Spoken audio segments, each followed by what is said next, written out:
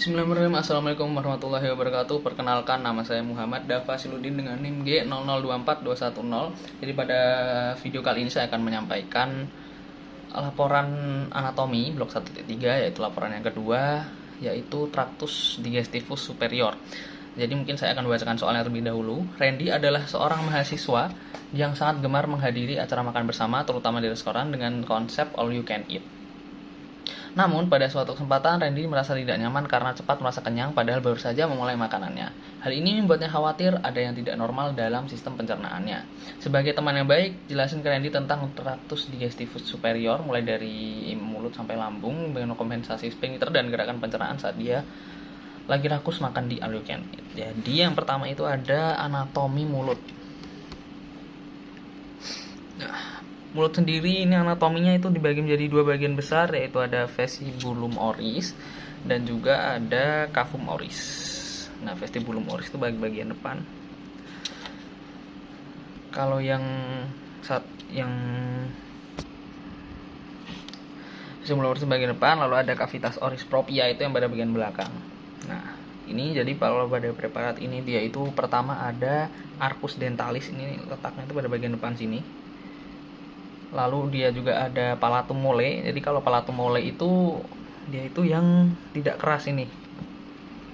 Pada isi bagian sini yang tidak keras. Juga ada palatum durum itu yang keras ini.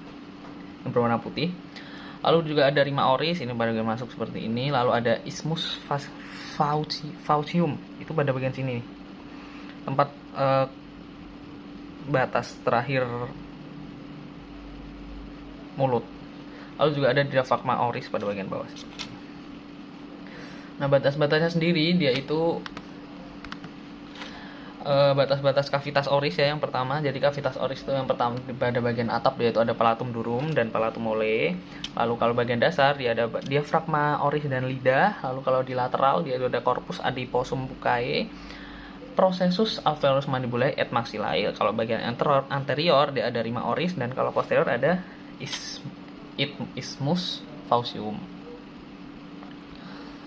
Selanjutnya mungkin neurovascularisasi palatum. Jadi foramen palatina mayor itu dilalui AVN palatina mayor, foramen palatina minor itu dilalui AVN palatina minor.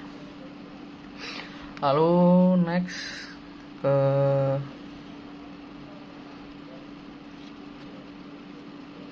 mungkin kita bahas ini dulu ya, lingua terlebih dahulu. Jadi lingua sendiri itu dia ada pars postsulcalis sama pars presulcalis. Kalau yang presulcalis itu pada bagian depan, kalau post pada bagian belakang. Kita bahas muskulusnya aja. Jadi kalau muskulus linguae itu dia ada dibagi menjadi dua, yaitu ekstrinsik dan juga intrinsik. Nah, yang ekstrinsik dia itu berfungsi sebagai penggerak lidah seperti ini, gerakan seperti ini. Nah, itu ekstrinsik, jadi dia ada singkatannya yaitu GHSP. Jadi yang pertama ada musculus genioglossus, G hanya ada hyoglossus, S-nya styloglossus, P-nya palatoglossus. Nah, mereka ini diinervasi oleh nervus hypoglossus, kecuali yang palatoglossus dia itu diinervasi oleh nervus vagus. Lalu ada ekstrinsik, berarti ada intrinsik. Jadi kalau intrinsik dia itu ada 4 muskulus juga, singkatannya itu biasa dikenal itu LTV, ada longitudinalis superior, longitudinalis inferior, transversus linguae dan verticalis linguae. Nah, kalau inervasinya lingua sendiri itu dia yang sensorius saja. Kalau yang sensasi umum atau general itu oleh nervus mandibularis. Kalau yang khusus atau spesial seperti sensasi pengecapan itu dia nervus facialis. Baik, mungkin lanjut ke esofagus. Jadi kalau esofagus sendiri dia itu yang penting itu mungkin parsnya terlebih dahulu. Jadi esofagus itu punya 3 pars. Ada pars cervicalis, thoracalis, abdominalis. Letaknya dia itu ada di posterior trachea. Nah, kalau yang cervicalis dia itu ada di setinggi VC6 sampai VT1, kalau thoracalis itu ada di setinggi VT1 sampai 10, kalau abdominalis VT10 sampai VT11. Nah, selanjutnya esofagus ini dia punya 3 penyempitan atau biasa disebut angustia. Nah, Angustianya itu yang pertama ada superior, jadi dia itu ada di setinggi VC6. Dia itu terletak pada penyempitan di cartilago cricoidea nih. Cartilago cricoidea nih pada bagian sini, dan juga ada musculus cricopharyngeus nih di sini.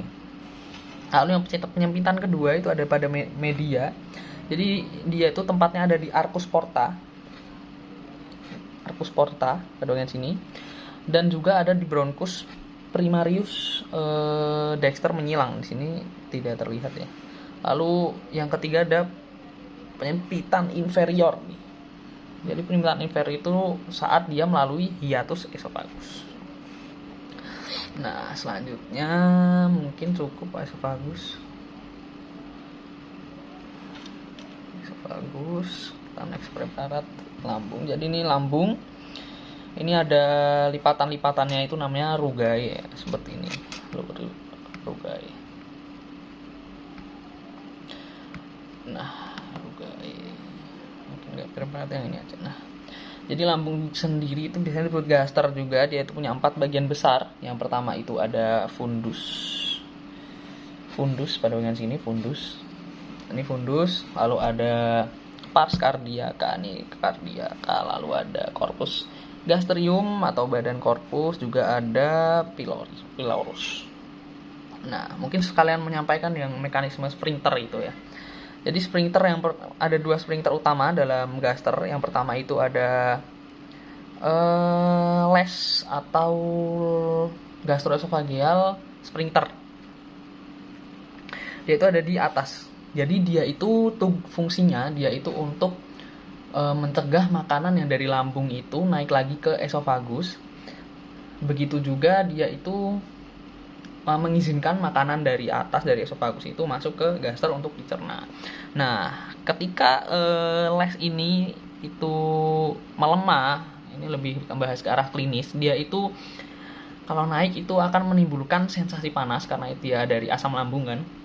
Sensasi panas pada bagian dada, atau biasa juga kalau kita sebutnya itu GERD, jadi itu klinisnya ya.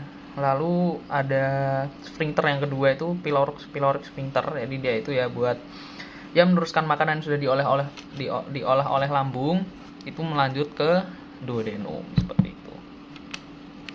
Ya mungkin yang terlewatkan nih gerakan pencernaan. Jadi gerakan pencernaan pada pencernaan itu biasa kita sebut dengan gerakan peristaltik. Jadi seperti gerakan seperti ini gitu. Jadi dia itu untuk menurunkan makanan.